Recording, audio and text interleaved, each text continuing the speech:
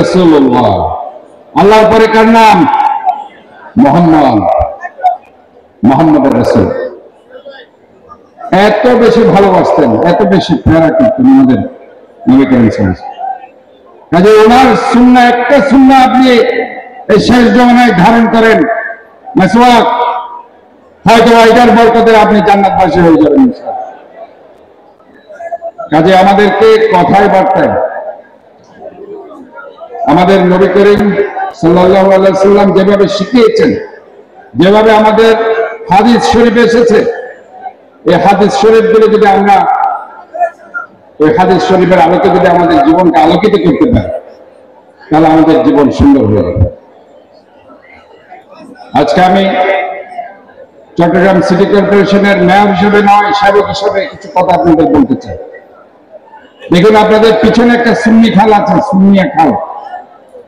আমরা খাল খনন কর্মসূচি করছি, খালগুলো পরিষ্কার করছি। আপনারা অন্তত পক্ষে এই খালটা পরিষ্কার রাখবেন, সবসময় রাখতে পারবেন? দেখে হাত তুলেন তো, কয়জন পারবেন? হাত কম উঠেছে, হাত সবার উঠে নাই। খাল পরিষ্কার রাখতে হবে, রাস্তা পরিষ্কার রাখতে হবে, শহরকে সুন্দর রাখতে হবে।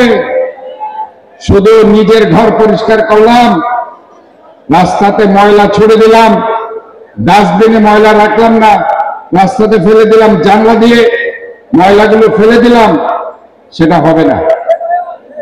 এটা আপনাদের দায়িত্ব, নৈতিক দায়িত্ব, নিজের শহরকে সুন্দর রাখা।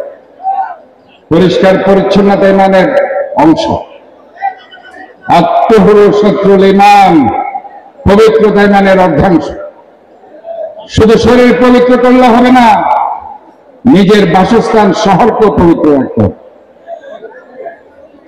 কাজেই আমরা যদি আমাদের শহরকে সুন্দর রাখতে পারি, ক্লিন গ্রিন রাখতে পারি, দেখবেন জলাবদ্ধতা যেটা নিয়ে আমরা চিন্তা করছি, শহরে জলাবদ্ধতা আর থাকবে না। আজকে আরেকটি সমস্যা আমাদের মধ্যে দেখা দিয়েছে, সেটাকে আবারও সেই করোনা।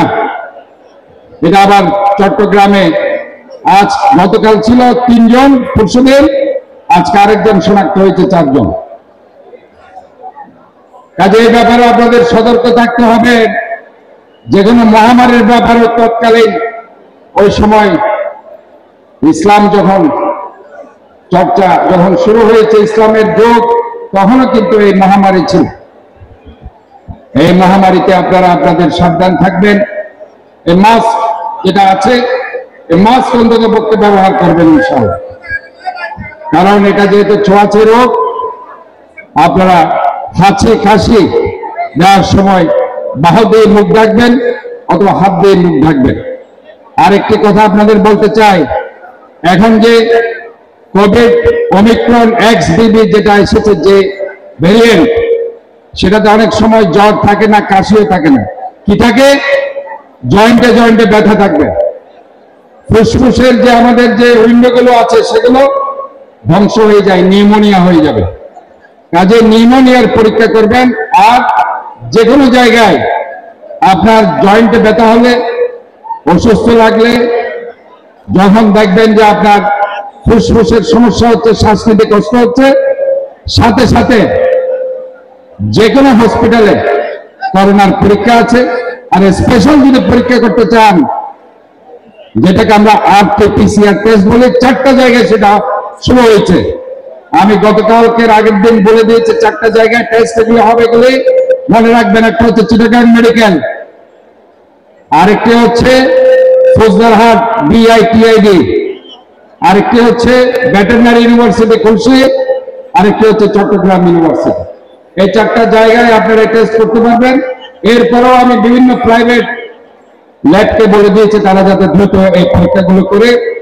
আর করোনার জন্য ডেডিকেটেড যে হসপিটাল আমরা বলে দিয়েছি, general hospital, Chittagong medical college hospital, আর আমরা সিটি কর্পোরেশন পক্ষ থেকে মেমন্টো হসপিটাল প্রস্তুতি নিচ্ছি। যাই হোক, মহান রব্বুল আলামিন আমাদেরকে জীবন দিয়েছেন, উনি আমাদেরকে জীবন নেবেন। মৃত্যুর কোন সিরিয়াল নাই, জন্মের হয়তো সিরিয়াল আছে, কিন্তু তারপরে আমাদেরকে সতর্ক থাকতে হবে। আমরা আজকের এই দিনে মহান রব্বুল আলামিনের কাছে সবার জন্য আমরা দোয়া চাইব। বিশেষ করে আমি আপনাদেরকে অনুরোধ জানাবো, সামনে যে বর্ষাকাল আসছে, এই বর্ষাকালে যাতে জলাবদ্ধতার হাত থেকে মহান রব্বুল আলামিন আমাদেরকে রক্ষা করে রেহাই দেয় এবং বিভিন্ন অপমৃত্যুর হাত থেকে মহান রব্বুল আলামিন আমাদেরকে যাতে বাঁচিয়ে রাখে। আমি আপনাদেরকে আবারও আন্তরিকভাবে অভিনন্দন, মোবারকবাদ, ধন্যবাদ, শুভেচ্ছা জানাচ্ছি এবং সবার সুস্বাস্থ্য দীর্ঘায়ু কামনা করে আমি আমার বক্তব্য শেষ করছি। আসসালামু আলাইকুম ওয়া রাহমাতুল্লাহি ওয়া বারাকাতুহু।